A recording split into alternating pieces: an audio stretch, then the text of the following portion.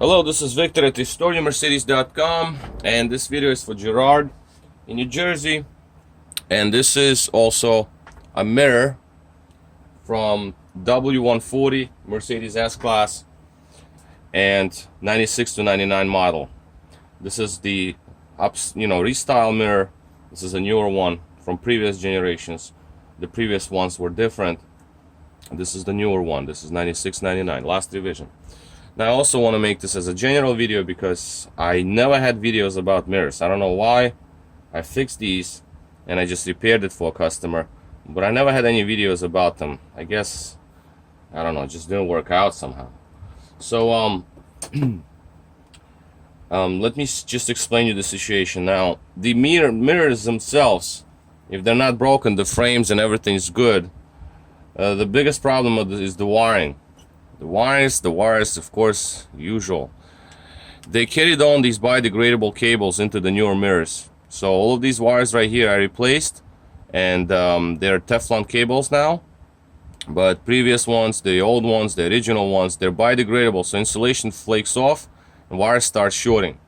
And then on top of that, this sits outside, so you got water, moisture, and all this good stuff to go in there. In this case, it was actually a severe case where a customer says that every time he adjusts the mirror, he presses the button to adjust the mirror, fuse blows. And of course it will be, because all these wires are shorted out, so the fuse will blow. And that's actually good, because in some really extreme cases the memory module will go bad. And that also happens. I've seen that happen before. Because of these shorts, fuse might not blow and then the module blows, unfortunately. So this is what I do. I just replaced all these cables and lubricated gears inside the adjustments. I lubricated gears inside the folding mechanism, and obviously all new cables here. Now this is kind of a delicate kind of work, because the wires have to be exactly same lengths, and they have to be routed the way that they have to be routed, and the pins, the plugs, they're tiny.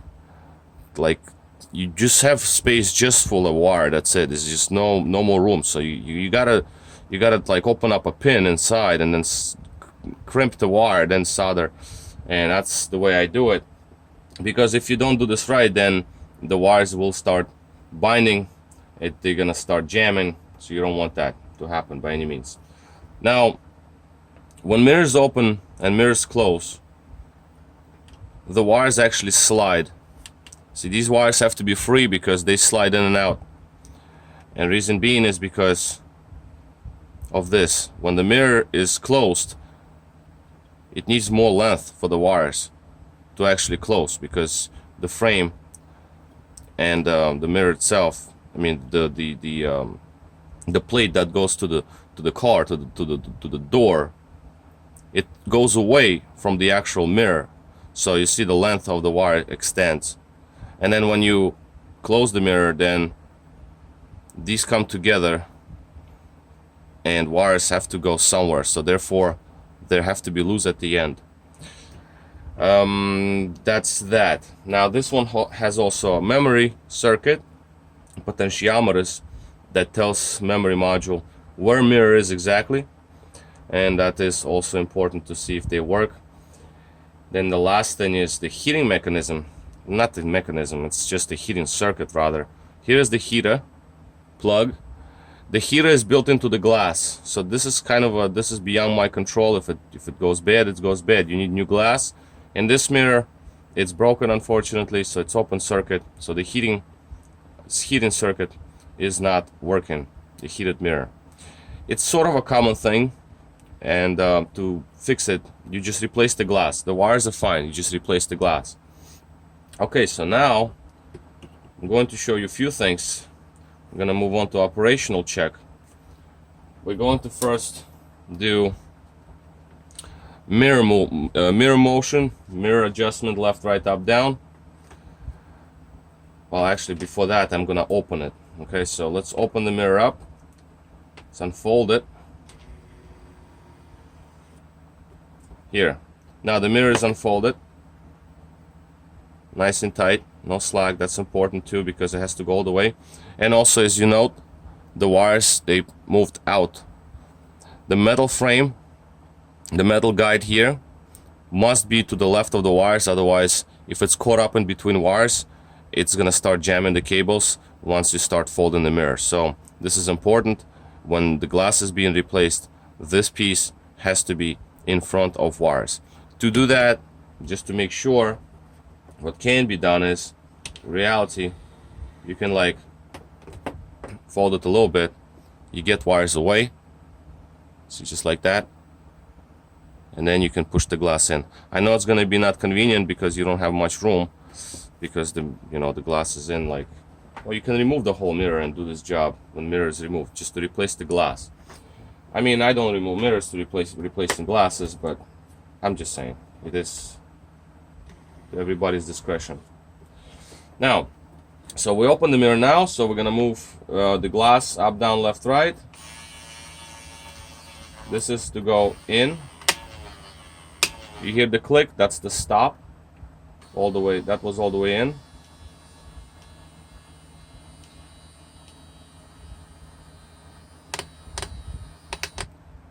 That clicking means that it's at the limit, all the way out. Let's bring it back to the center. And then we're going down now.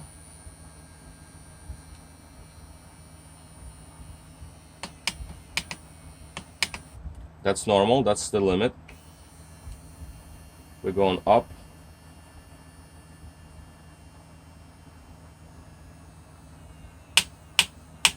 That's it. And let's leave it in the middle about, and we'll double check on a few other things. Now for that we need potential, I need my multimeter. Let's see if it shows. Alright, it shows. Now, first I'm going to show you the heating circuit. The reason why I think it does not work is because, see, we got contact here. So heating circuit should have resistance to it, and when I connect my leads to heating circuit pins, there is no resistance. It's just open circuit. So it's just open circuit, so that's just not working. Just want to lay it, and I keep the mirror laying down like this, so I don't want to put it in vise, because this is delicate stuff, magnesium, aluminum, very fragile, can crack very easily. Sometimes you just have a slight hit on the mirror, frame cracks. So that's why I just want to just let it, just some sort of like a support, just so I can work on it, but not to be squeezed into vise or something like that. That's too extreme. Potentiometer circuit. So let's just remember where we are on the first potentiometer, 905. Second potentiometer, 1019. So 905 and 1018. This is the readouts from this particular position, just to check if they actually work. I'm going to move the mirror, and we should have different readouts. So let's say we go in and we go up, right? And now we double check the resistance. Resistance should change because we changed the mirror position. So 905 was on the top potentiometer on number 1. Now we have it at 680, and the second was 1000 and change.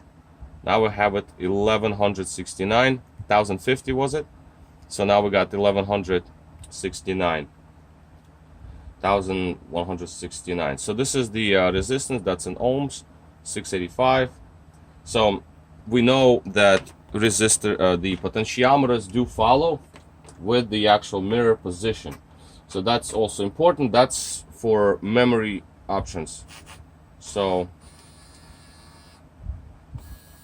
memory module knows exactly where mirror is. It's a reference points, and they do it. Mercedes did it with potentiometers. So right now I'm pretty much finished with the mirror, so it's ready to go.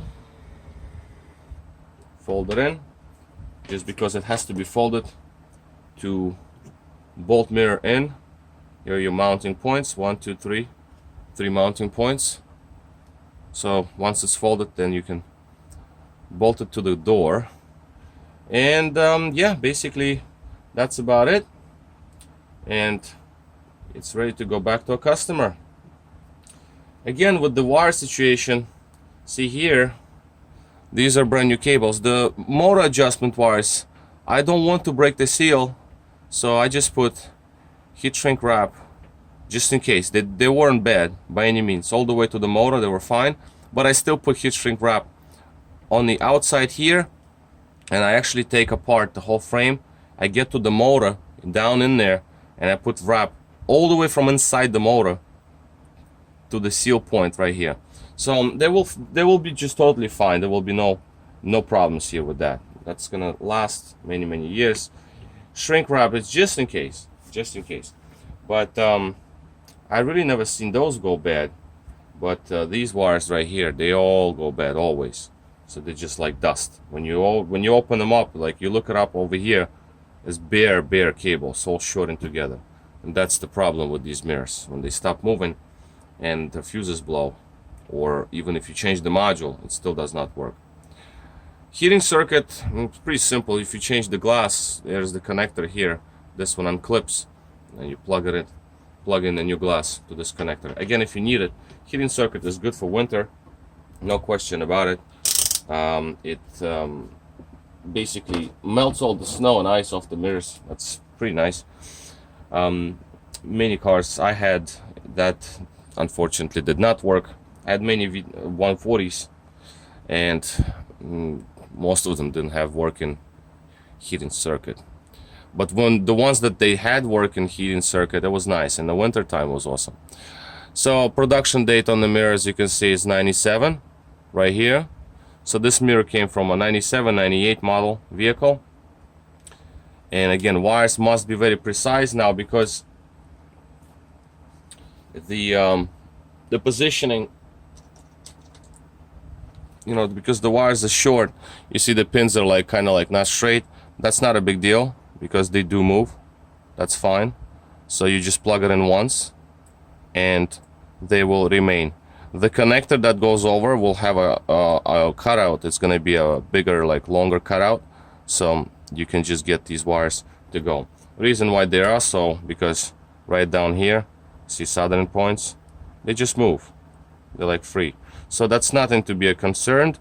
That's just be careful when you plug it in, and that's fine.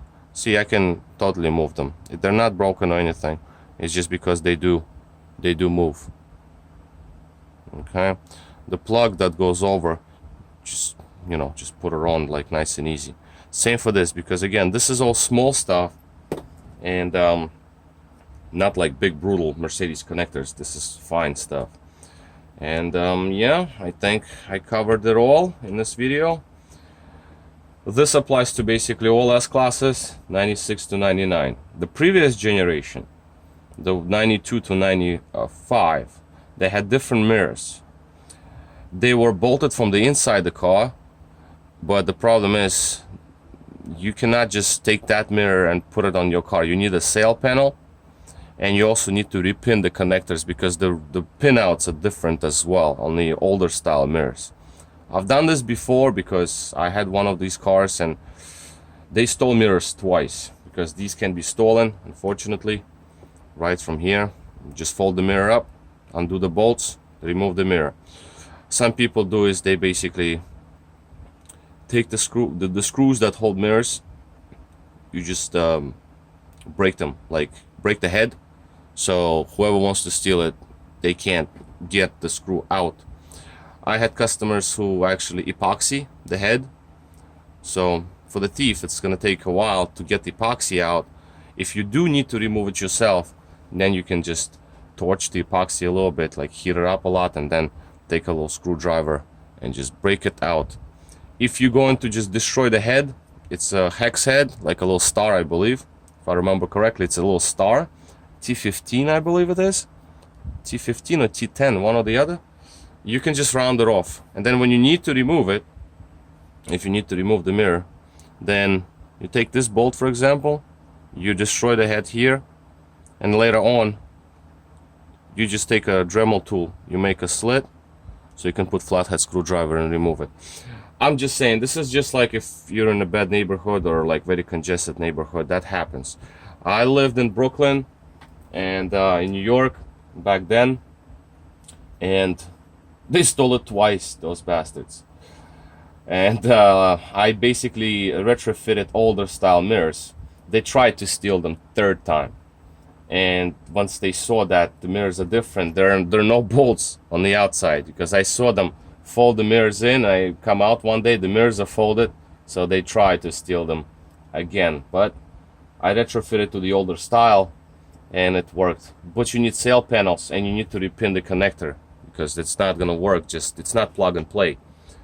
So, and the styling of the mirror is different. It does not like follow up the line of the fender and into the sail panel. There is no crease in there, so it looks different, but it is what it is. In Brooklyn we got too many people, and you know, that's what happens. All right, so this is a very long video, I know, but I never had videos about these mirrors, so that's why I made it so long. Operational check right there, showing the mirror work. And obviously, before considering repairing the mirror, the frame has to be in good shape. This whole frame here, no cracks, no breaking point, no broken points. And these things right here, important that there are no cracks in there. This is the main pin right here, the same thing. This is the main pin that holds this front frame. Secondary pin right here holds the secondary frame, and this frame right here, no cracks, because if it's all broken, then there's no point to change cables. The mirror is going to be still slopping around, it's going to be loose. Not good. So, alright, so anyway, this is a very long video and I want to cut it quits. And this is Victor at RestoreMercedes.com. Thank you for watching.